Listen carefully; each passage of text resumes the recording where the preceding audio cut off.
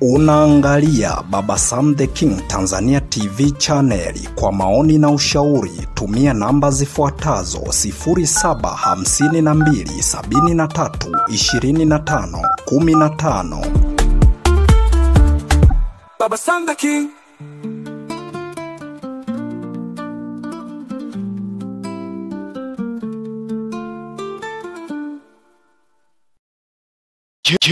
Je, wewe ni mtazamaji wa Baba Sam the King Tanzania TV channel na uko tayari kushiriki fursa ya kukupatia zawadi? Tarehe 19 Novemba ni siku ya kuzaliwa ya channel yetu. Uongozi wa Baba Sam the King Tanzania TV channel unamtafuta mshiriki mzuri wa Baba Sam the King Tanzania TV channel ambaye hupenda kusikiliza simulizi katika chaneli hiyo. Kama na wewe unapenda kushiriki katika fursa hiyo, usichoke. Fursa iko wazi kabisa. Tuma niko tayari kushiriki katika fursa kwenda namba ya simu 0752 73 25 15 0752 73 25 15. Kuna maswali 10 utakayoulizwa ili uweze kutoa majibu yake.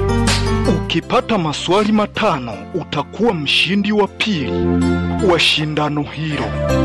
Ukipata maswali yote 10 utakuwa mshindi wa kwanza kabisa wa shindano hilo. Na maswali yatakayoulizwa ni yale yanayohusu simulizi ambazo zinarushwa kupitia kituo hiki cha Baba Sam the King Tanzania TV channel. Usipange kukosa, kwani zawadi ni ya kwako. Usikose.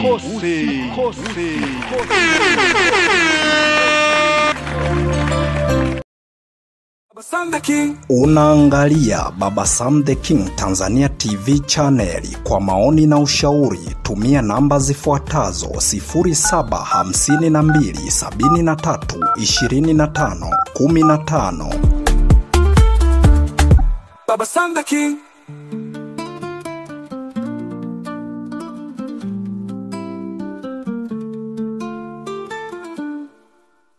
Salamu alaikum warahmatullahi taala wabarakatu. Bwana Yesu asifiwe. Mpenzi msikilizaji wa simulizi za sauti, karibu tena katika simulizi zetu za sauti ambazo umezoea kuzipata hapa. Na hii simulizi sio nyingine, ni ile simulizi yako pendwa ambayo inaitwa Mtoto Yatima sehemu ya 18.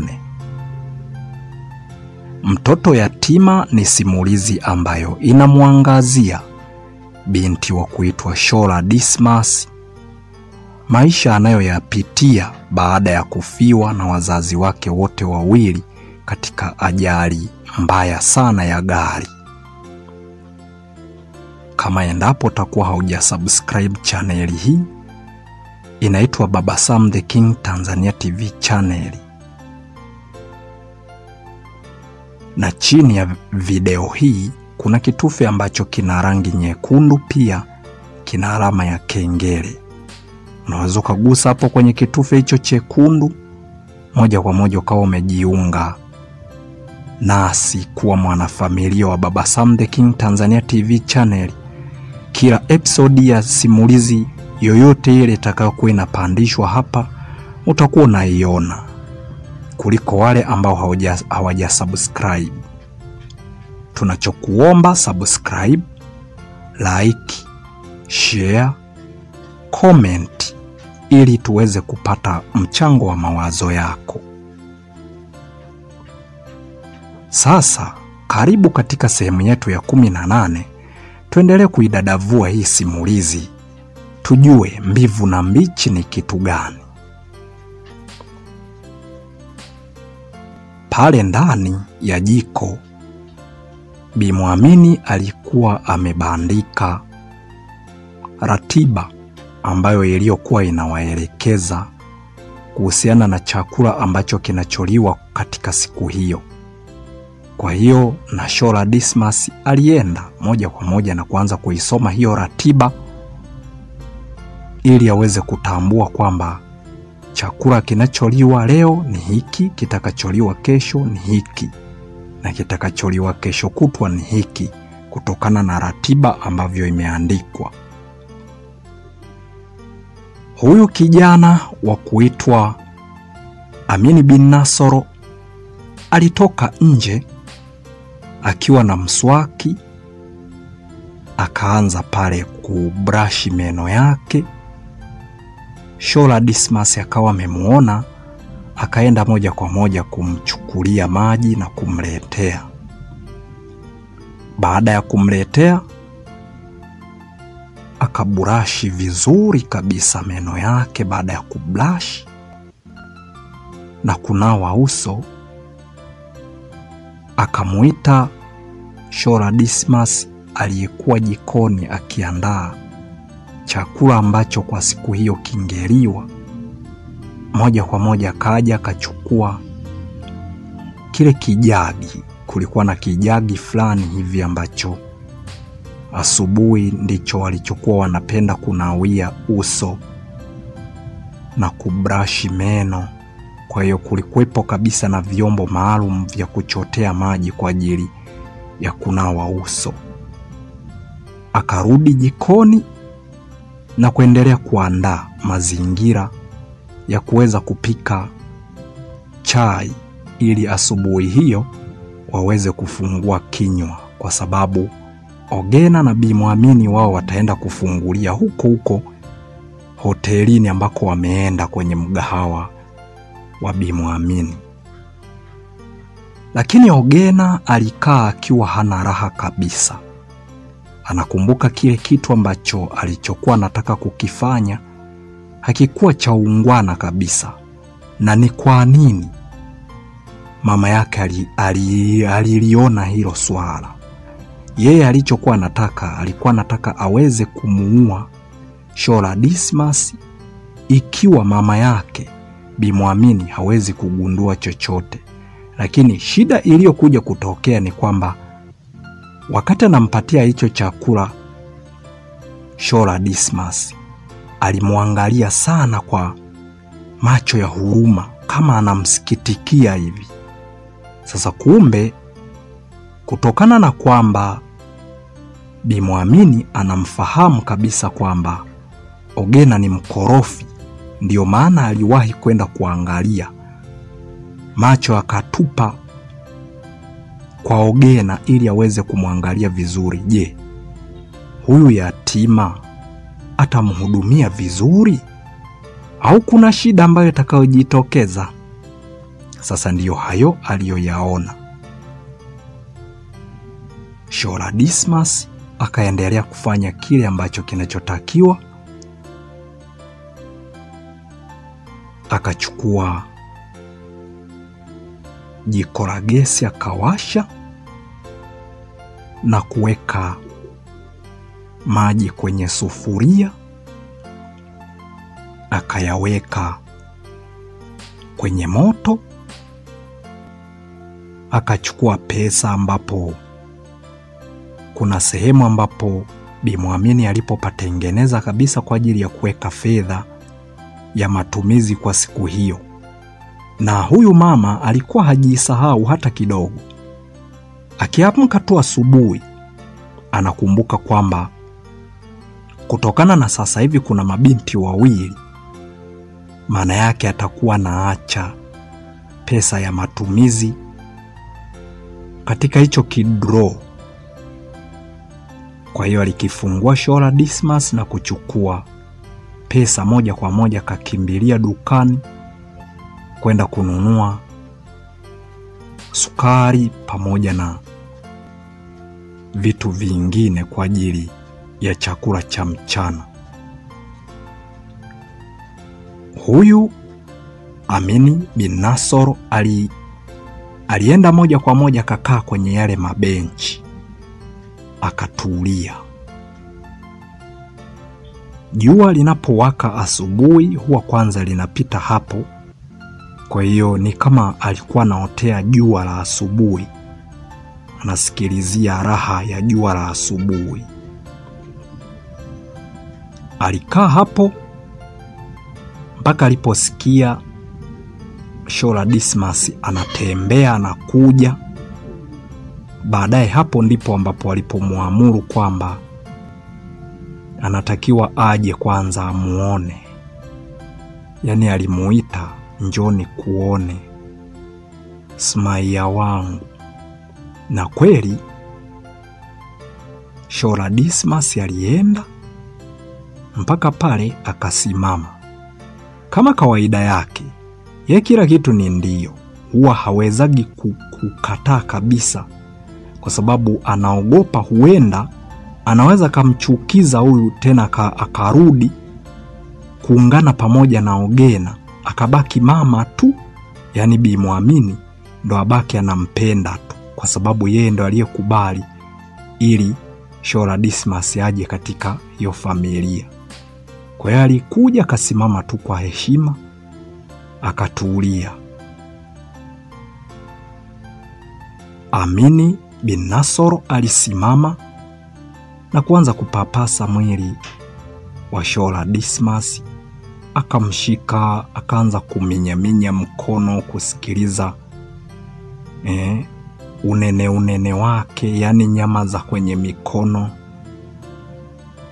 Mara kaanza kumpima kimo, mara anamshika kichwani, anaangalia namna jinsi ambavyo alivyosuka.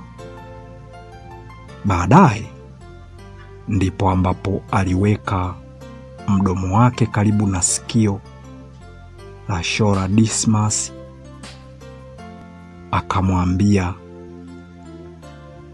kwa kumnong'oneza na kupenda sana, Smaia wangu, milele daima sitakuacha. Halafu akarudi nyuma, akawa anahitaji akae, lakini moja kwa moja hilo swala Shola Dismas akawa ameliona kama kawaida yake. Baada ya kumuona, alimshika na kwenda kumkalisha, akachukua na fimbo yake ambayo ilikuwa chini, akampatia, akaishikilia akiwa ameisimamisha huku amekaa kwenye jua. Hapo ndipo ambapo Shola Dismas alianza kuzungumza huku akisema,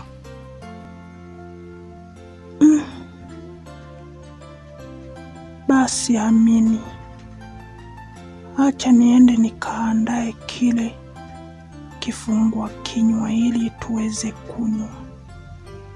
Sawa kipenzi changu,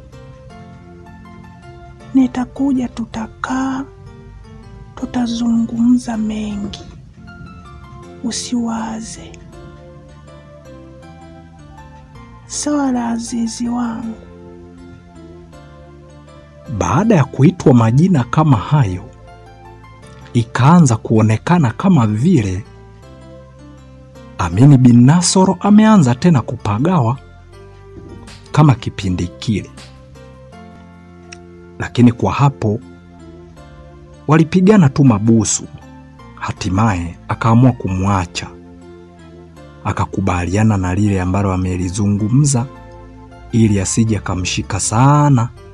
Midadi kampanda, kaanza kuwaza tena waingie ndani wafanye kile kitendo. Itakuwa ni ngumu sana huyu binti kuweza kuendelea na kazi mpaka angalau azifikishe hata nusu, maana ndo kwanza ni asubuhi. Kwa hiyo akili ya huyu kijana Amini bin Nasoro ilimtuma kwamba amwache, ingawa alikuwa anamtamani, yani alikuwa hapendi kabisa akae mbali naye, lakini alikubali kwa sababu yeye ndo ambaye ameachwa kwa ajili ya kufanya shughuli za hapo nyumbani. Ndio maana hakupelekwa mgahawani.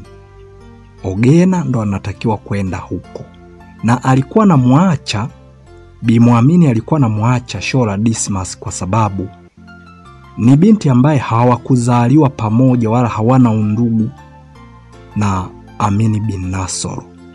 Kwa hiyo ndio maana alikuwa anamwacha. chochote kile anaweza kumshirikisha, hata kama kikiwa ni cha siri, hamna shida. Lakini akimwacha Ogena hataweza, kwa sababu Ogena ni dada yake. Hawezi kumwambia vitu vya hivyo, hawezi kumwambia chochote kinachomsibu cha kindani ndani. Kwa hiyo akaona ni vyema zaidi au anaenda na Ogena, alafu huyu mwingine anabaki anafanya shughuli za nyumbani. Lakini Shola Dismas naye alijiona kama vile tu namna jinsi alivyokuwa anataka kufanya, kwa sababu mipango yake ilikuwa ni kwamba anataka aombe kazi hapo.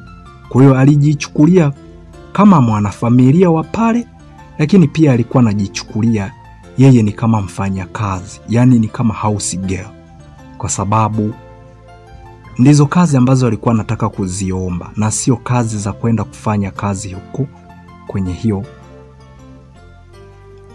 huo mgahawa au hiyo hoteli.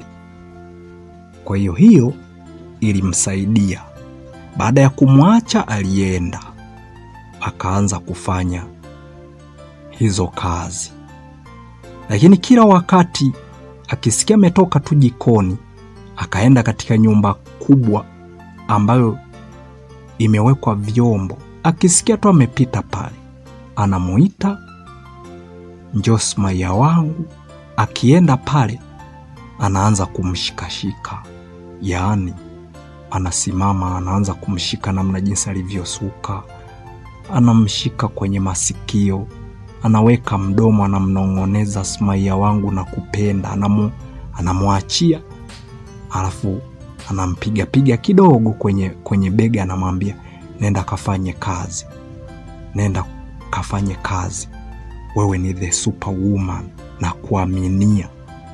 Sasa hayo maneno, kutokana na kwamba Shola Dismas alikuwa ni yatima, yalikuwa yakimjenga sana, kwa sababu yani ndo hapo alikuwa anazidi kukomaa na kujua kwamba kumbe ule uamuzi ambao aliukubali kumpatia penzi huyo kijana na kuendelea kumjali sana, kumbe kulimuokoa yeye kuweza kuheshimika, kwa sababu wawili wangemchukia, mmoja akamkubali, sidhani kama kungekuwa kuna jambo lolote la kuweza kutoboa kuendelea kuishi hapo, kwa sababu hata sehemu mkiwa mmekaa wawili wakasema hapana, mmoja ndo akasema ndio, hawezi kuwashinda wale wawili. Kwa hiyo kwa wakati huo manake anayesema hapana ni Ogena peke yake, kwa hiyo wanaosema ndio ni wawili. Kwa hiyo anazidi kujipa moyo kwamba tayari hapo ameshaweza, na anazidi kumsubiri ili Bi Muamini atakapopata muda aweze kumpeleka msikitini kwa shehe, aende akabadilishe dini na akawe Muislamu. Na mpenzi msikilizaji wa simulizi za sauti, sehemu ya 18 ya simulizi yetu inayoitwa Mtoto Yatima imeishia hapa. Tumemuona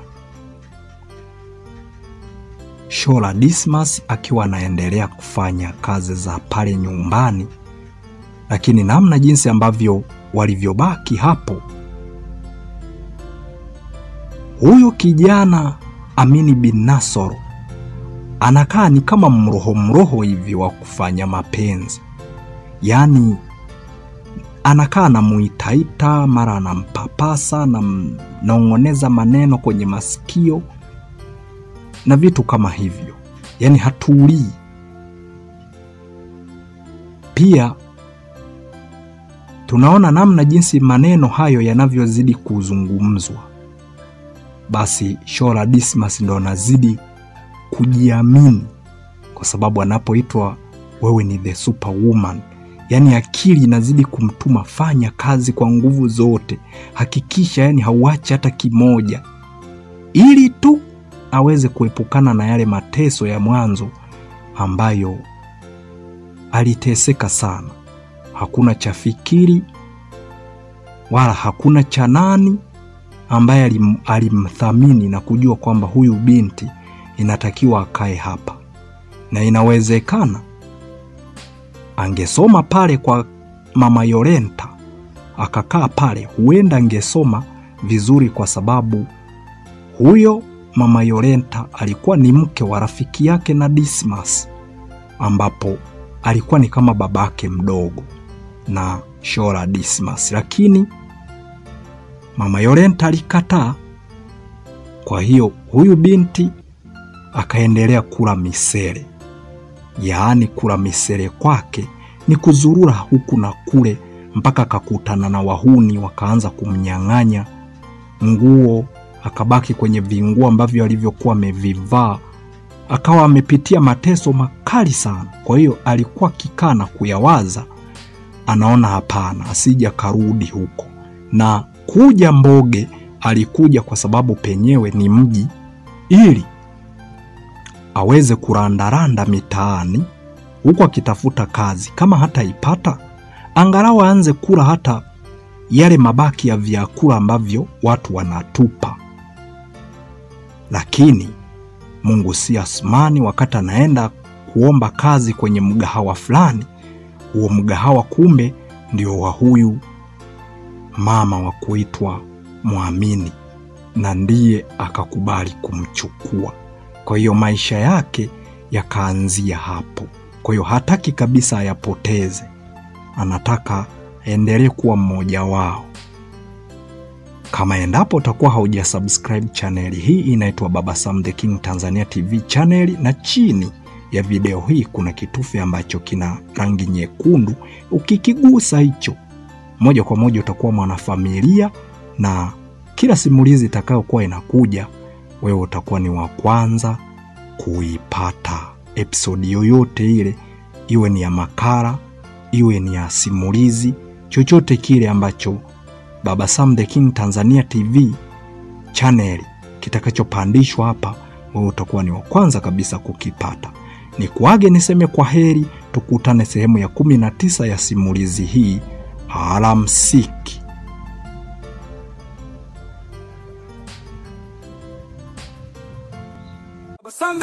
Unaangalia Baba Sam the King Tanzania TV channel. Kwa maoni na ushauri tumia namba zifuatazo: 0752732515. Baba Sam the King.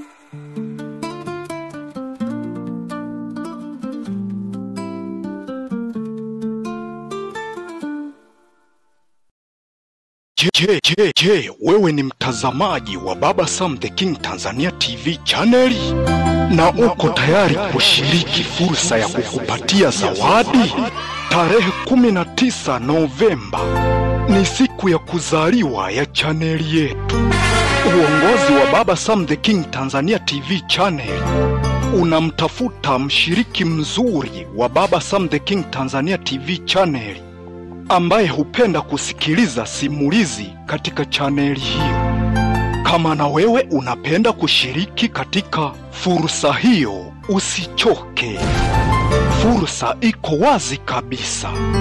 Tuma niko tayari kushiriki katika fursa kwenda namba ya simu 0752 73 25 15. 0752 73 25 15. Kuna maswali 10 utakayoulizwa ili uweze kutoa majibu yake. Ukipata maswali 5 utakuwa mshindi wa pili wa shindano hilo. Ukipata maswali yote 10 utakuwa mshindi wa kwanza kabisa wa shindano hilo. Na maswali yatakayoulizwa ni yale yanayohusu simulizi ambazo zinarushwa kupitia kituo hiki cha Baba Sam the King Tanzania TV channel. Usipange kukosa, kwani zawadi ni ya kwako. Usikose.